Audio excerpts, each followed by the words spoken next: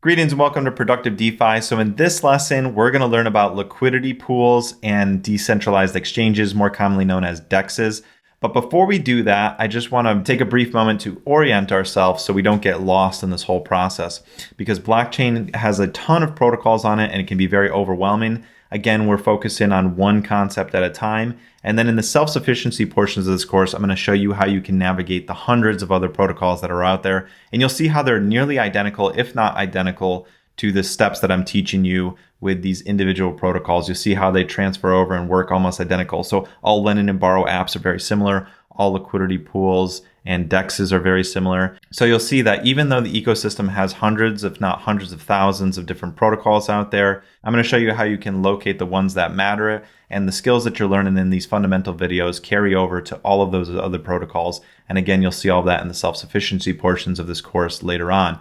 And in case I didn't explain it too well before, Avalanche is just another blockchain. So it's just like Ethereum. It's a competitor to Ethereum, essentially. We are kind of living in this Wild West time right now in blockchain, where it's just kind of a land grab and everybody's trying to basically be the leader, or there are technologies that are trying to solve technical challenges of other blockchains. So Ethereum was the first to really introduce smart contracts, but they were also slower. So these other networks and other people came up with solutions that allowed smart contracts just like Ethereum, but they came up with ways to structure the blockchain network to make it more fast and cheaper and have other benefits and trade-offs that Ethereum doesn't have. And all of these blockchains are essentially doing that. They're providing their own trade-offs and solutions in the way that they think a blockchain technology could be best. And you can see that Avalanche is the top 12th largest blockchain as of right now as I'm making this video. So you can see that it's very reputable and a well-trusted project in the blockchain network. And it's also up 46% in the last 7 days. That's pretty impressive, right? So that's a good example that Avalanche is up 46% in the last 7 days. And you can see that Bitcoin has gone down 1%. So everybody's trying to find a blockchain network that they can use that is more efficient or has better trade-off opportunities than other blockchains.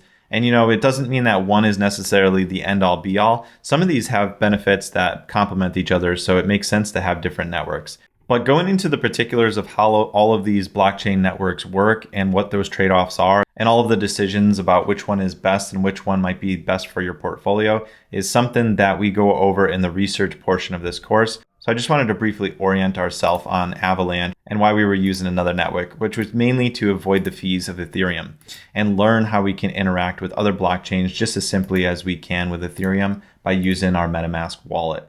And you saw how easy that was, and we were able to do all of the same types of functionality as we could with Ethereum on this lending and borrowing protocol. Okay, so now that we've got ourselves oriented with what we've done so far, let's go ahead and let's jump into the liquidity and decentralized exchange portion of this tutorial.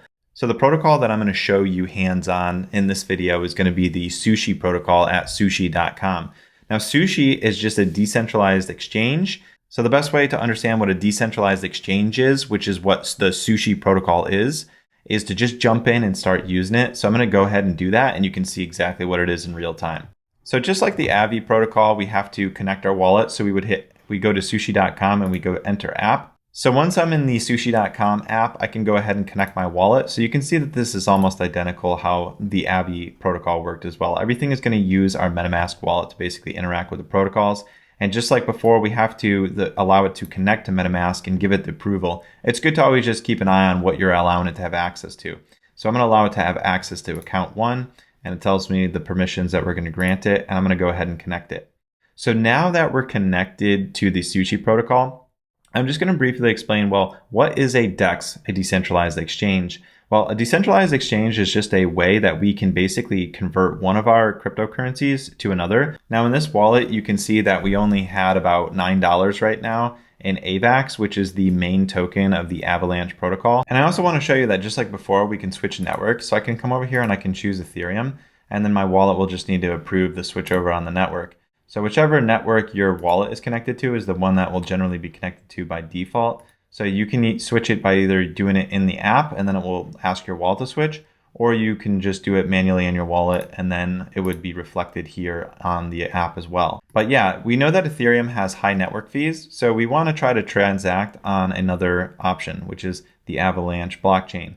And now there's a bunch of other blockchains that we could transact on, obviously, but since we have already interacted with Avalanche, I'm just going to stick to that one for now. And then later on, we will branch out and we will use other protocols just to show you that you can navigate blockchain in all different ways, especially as we get to the self-sufficiency portion of this course, because you want to be self-sufficient and I want you to be able to go to all of these, but they are basically just identical to the steps we took before to switch over to the Avalanche branch. Okay, so I'm just going to switch back to Avalanche here since we know that the network fees are less.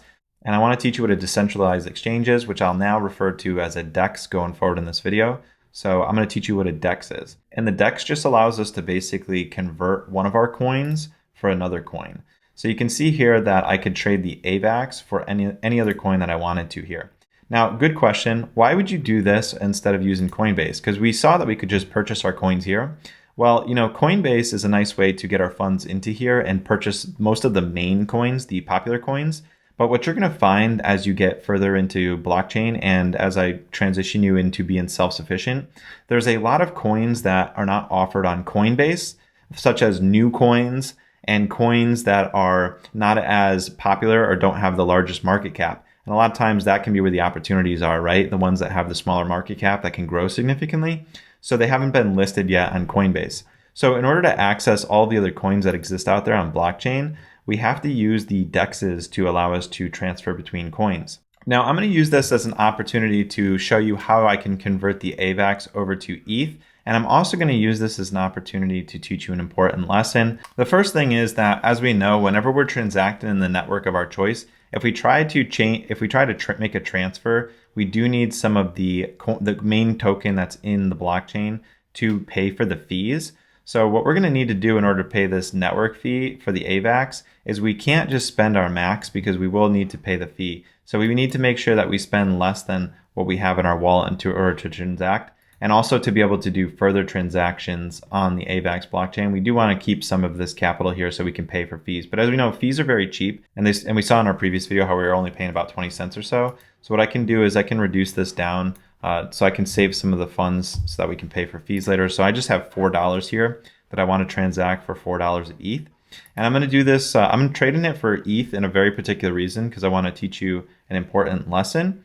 So please note, again, we are on the Avalanche protocol instead of Ethereum. And we're transferring from the Avalanche protocol, switching AVAX to ETH. Again, not spending all of our AVAX because we do need to pay for the fee, which requires the blockchain that we're transacted in's main coin to pay for the network fee. And so those are all very important lessons. And now I'm going to go ahead and I'm going to swap this and I'm going to show you that this is going to allow us to change our 0.2 AVAX into buying this amount of ETH, which is a very small amount. And so you can see that the DEX charges a network that not only is there a network fee to transact this, I should say, but the DEX also takes a fee of its own, which is unrelated to the network fee. They're going to take a transaction fee. So they charge 1% to transfer. So because we are purchasing from the DEX, they make money by basically we pay the fee, but we're not paying the fee to the DEX isn't an individual person.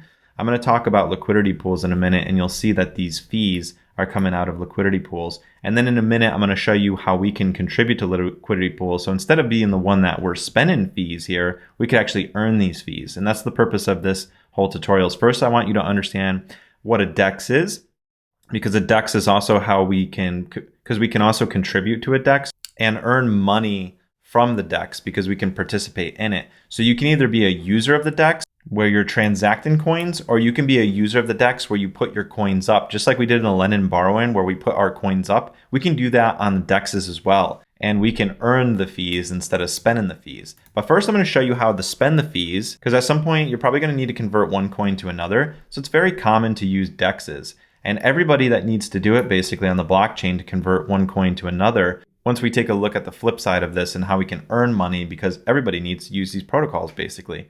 So let's go ahead and let's spend that fee and let's swap our AVAX for ETH. So let's go ahead and do that. And I'm going to teach you a very important lesson here.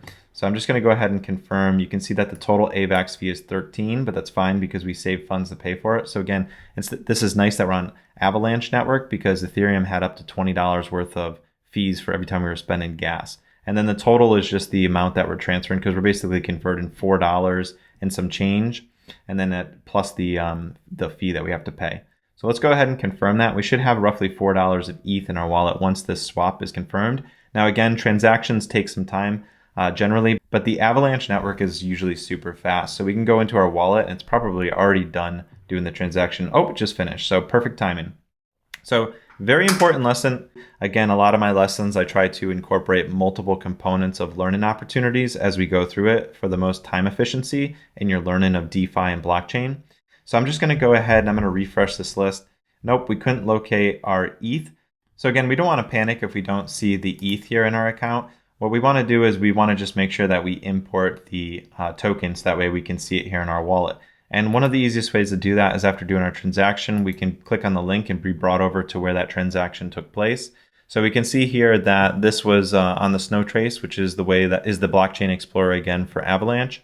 So what we can do is we can come in here and we can see that there was a transfer we can see for ETH. So we can go over here to this ETH and then we can find the contract that's related to it and we can just copy that address. And then let's go back here into our MetaMask. And let's go ahead and let's import a token. I'm just going to go ahead and paste that contract address here.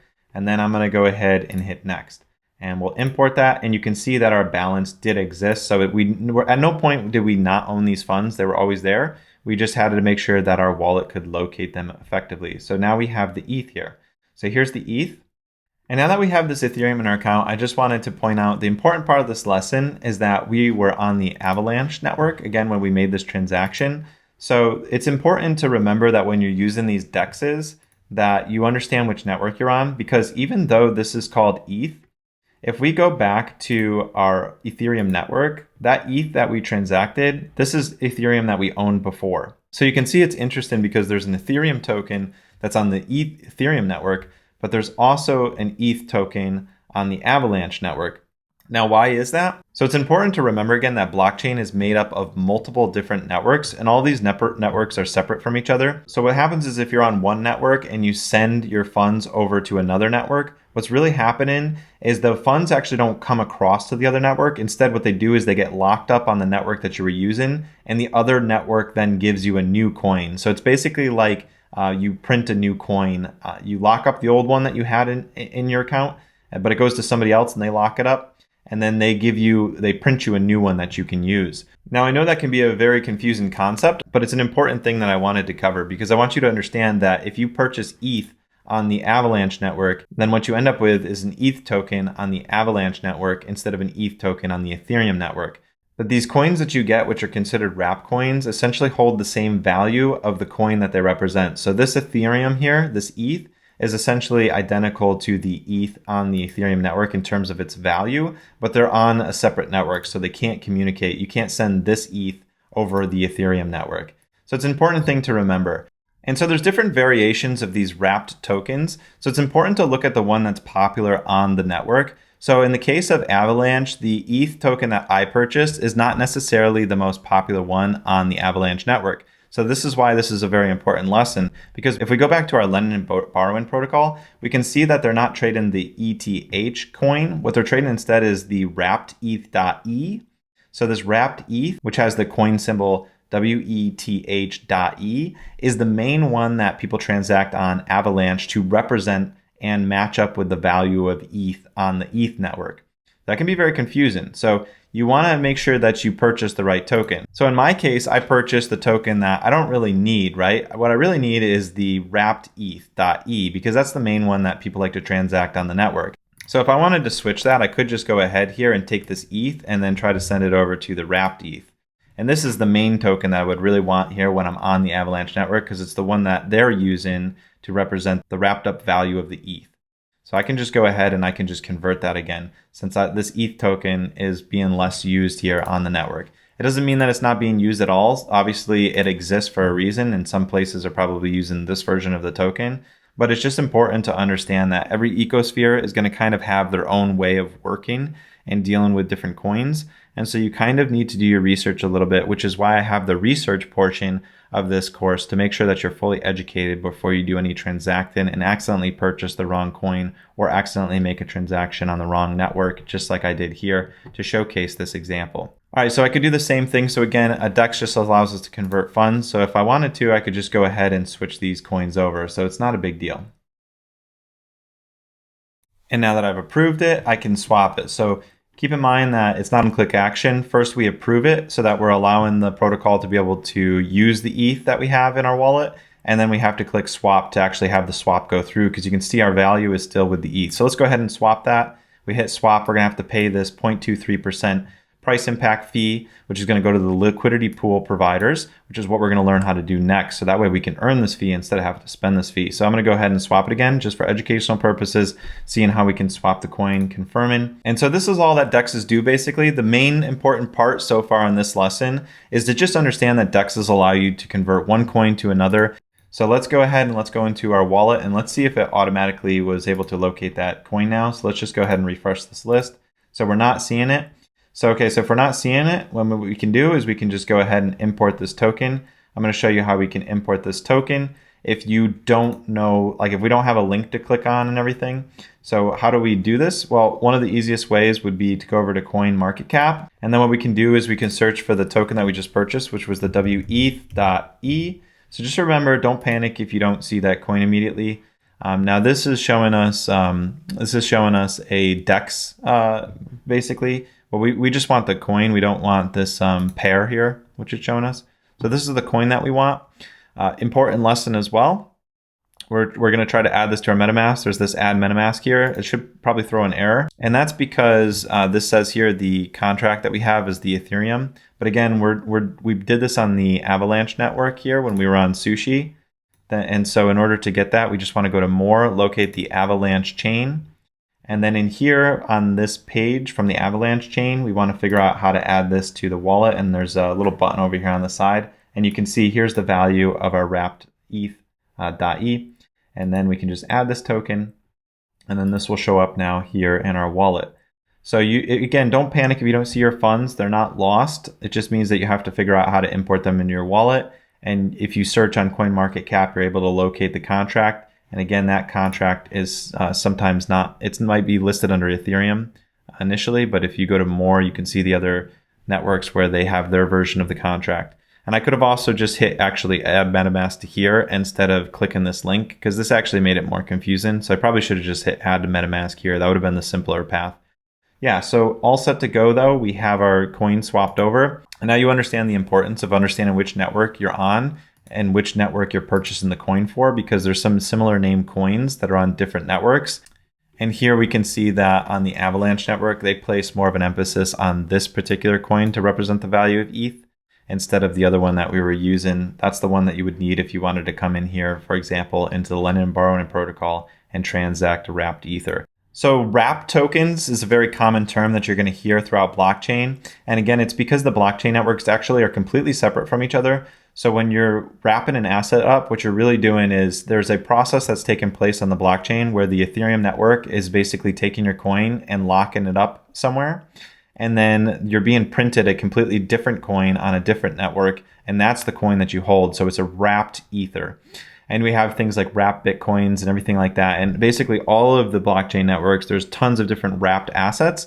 And that allows us to hold the ETH token basically on a completely different blockchain, but basically have a token that's pegged to the value of Ether on the Ethereum network. So isn't that really cool? So just like stable coins are pegged to something like the US dollar, wrapped coins are pegged to the value of the asset that they represent. So they're a one-to-one match with the asset that's wrapped. So wrapped Bitcoins are wrapped to the value of Bitcoin, and wrapped Ethereum tokens are pegged to the value of the Ethereum token on their main networks respectively. So very fascinating. So that's what's happening there on the blockchain network. And again, my goal is not to confuse you. It's just to make sure that you understand how to use these protocols safely and that you have a good understanding of the differences between networks. So that way you're a better educated blockchain and DeFi user. But again, the main portion of this lesson is just understanding that DEXs allows us to exchange one cryptocurrency coin for another, and we can choose different networks that we want to use on these DEXs. Each DEX will support different types of blockchain networks. They don't necessarily support them all, and some only support as little as one. But you can see here that Sushi Swap is a very popular DEX and it supports many, many different blockchains. So you'll see that SushiSwap is one of the most popular DEXs, and that's why I wanted to teach you this protocol, because you probably will use SushiSwap quite a bit. and all of the other protocol and all the other DEXs are very similar to SushiSwap. Now this video is getting a little bit long, so what I'm going to do is I'm going to take a break here. You basically learned what a DEX is in this video, and in the next video I'm going to show you how we can use liquidity pools, and I'll teach you exactly what they are and how to use them in the next video. All right, so take a quick break, grab a coffee, and I'll see you in the next video.